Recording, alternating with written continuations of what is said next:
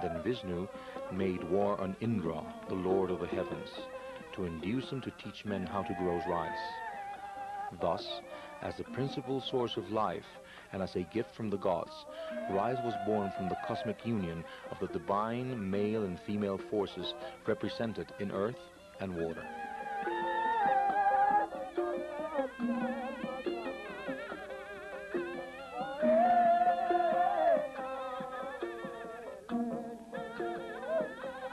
The Balinese are famed as the most efficient rice growers in the archipelago.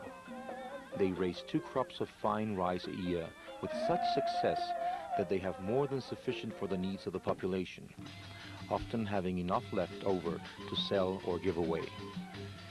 Even agricultural experts admit that the modern methods could not improve the already excellent results, due perhaps to the intense striving of the Balinese for improvement, their communal cooperative agricultural societies, and their system of seed selection.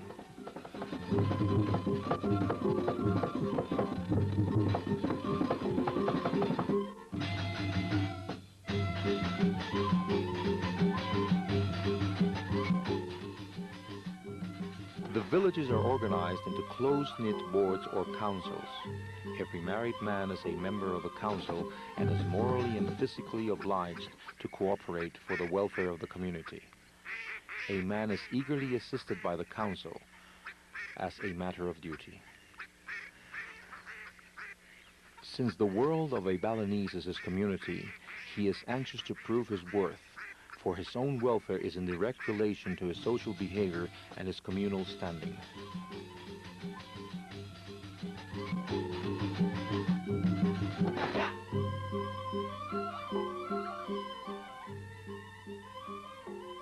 The most striking element of the Balinese landscape is the ever-present rice field, the sawa, a patch of land filled with water held by dikes cut out of the red earth. The receding terraces resemble green plains. When they are first filled with still water, they are like mosaics of mirrors that reflect the clouds. Later, they are sprinkled with the dainty blades of the newly planted rice in an all-over pattern of chartreuse on a ground of brown ooze. Eventually, a tender yellow-green carpet which turns to a rich gold ochre as the grain ripens.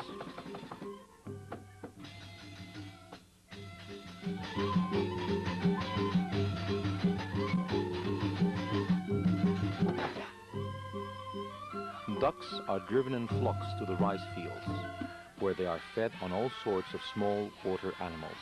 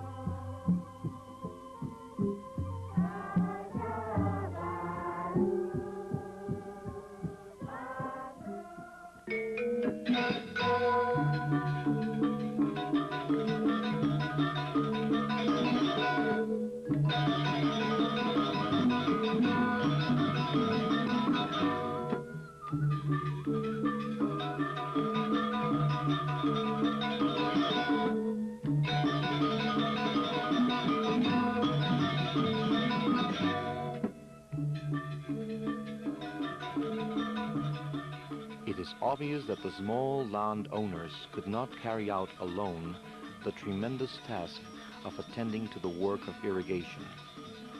It became necessary for them to organize into subaks, agricultural cooperative societies, water boards that control the equitable distribution of water to their members.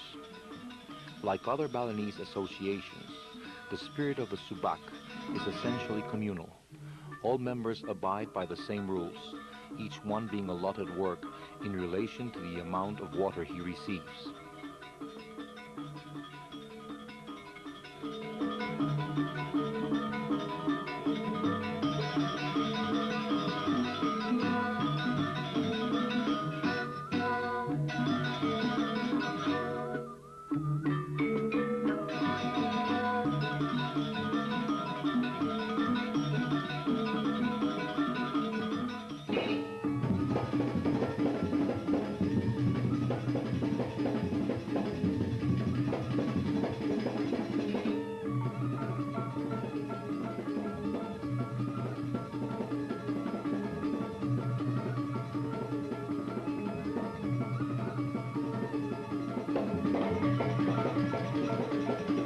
harvest time, every morning and every evening, one sees the people in the streets.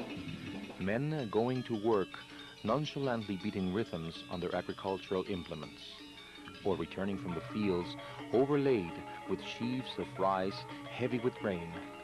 Poised women come and go with great loads of shiny black clay pots on their heads. If it happens to be market day in the village, at dawn, the roads are crowded with husky people from the nearby villages who come to sell their produce piles of coconuts, bananas, or vegetables, pottery, mats, baskets, and so forth, carrying on their heads even the table that serves as a stand.